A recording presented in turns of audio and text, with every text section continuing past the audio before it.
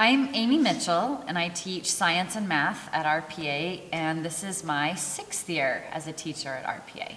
I love teaching here. I taught 9 years at Redmond High before I came here. My interest in housing, particularly in Central Oregon, is that we don't have many low-income housing options. I've been a renter for the past 5 years, and it makes me nervous that my rent can be raised at any point. I've looked at the rental market out there, and there aren't a lot of options in my price range that are actually available. So I came to be interested in tiny houses because they offer an affordable option for many people. Tiny houses aren't for everyone. They are 400 square feet or less. The typical size of a house in the United States is between 2,500 and 2,800 square feet. So we're talking about a seventh the size of a traditional house. But I think that a lot of people could prioritize the spaces that they want to spend time and live in a much smaller footprint. I talked to some of my students about tiny houses as I became interested in them. I thought they were adorable and found out that lots of other people think they're adorable as well. And then I found out that there are students at RPA who are actually building tiny houses, either with their families, or I have a student in my class who's building his own tiny house.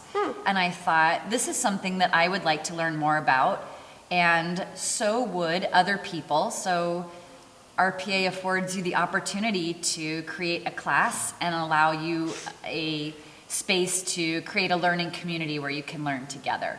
I have learned a lot preparing for this class, and then through our class discussions and the questions that my students ask, I learn as much from my students as they do from me. So it's been really fun. This class is great for people who like to solve problems, puzzles especially. How do I get everything that I need in my daily life into this small footprint? It's good for artistic people. So it's also good for folks who would like to be a little more artistic. This is a safe way to do it because you're dealing with shapes and cutting things out and putting them into boxes. But some of the model tiny houses that my students are making just blow me away. They're so beautiful.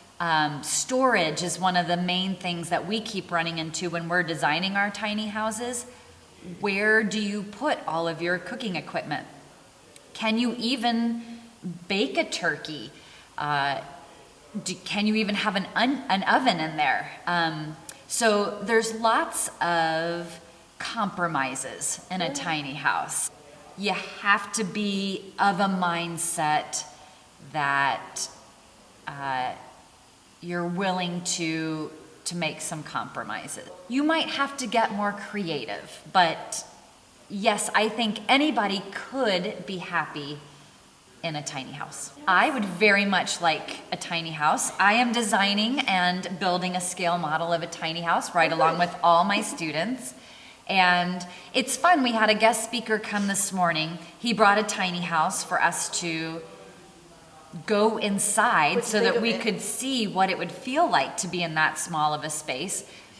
When I walked into the tiny house this morning, I thought, well, this is obviously like a 10-foot trailer. This is really small. Most of us have been doing houses anywhere from 20 to 28 feet long. So then we discussed afterwards, and he told us it was actually about 20 feet. And the houses that are built on trailers, which is typically how you'll see a tiny house, can only be 8.5 feet wide. They maximize the space by building up, so you have loft space generally, but it's compact. And he was saying that he's designed quite a few tiny houses, and that there are really only a few ways to fit all of that stuff into that small footprint. But when I look around my room at all of the models that my students are building, there aren't any two that are identical. So I really think you can have a lot of creativity and a lot of say over how your space is laid out, what makes the most sense to you. So it's been fun to see what everyone comes up with and to share our ideas.